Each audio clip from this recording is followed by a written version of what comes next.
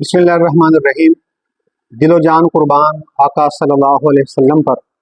محترم سامعین، میٹرک کے امتحانات ہو چکے ہیں اور امتحانات کے بعد بچوں کے لیے ایک بڑا مسئلہ وہ کالج میں ایڈمیشن کا ہوتا ہے کہ وہ کس کالج میں ایڈمیشن لیں۔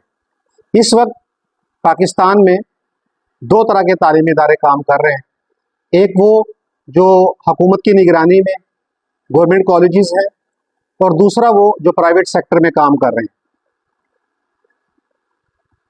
تو میٹرک کے بعد بچہ کس کالج میں ایڈمیشن لے، آج کس ویڈیو میں ہم آپ لوگوں کو اس حوالے سے گائیڈ کریں گے۔ کسی بھی تعلیمی ادارے میں داخلہ لینے سے پہلے تین چیزوں کو آپ نے مد نظر رکھنا ہے۔ اگر کسی تعلیمی ادارے میں یہ تین خصوصیات موجود ہوں تو آپ اپنے بچے کو وہاں پہ داخل کروائیں۔ اس میں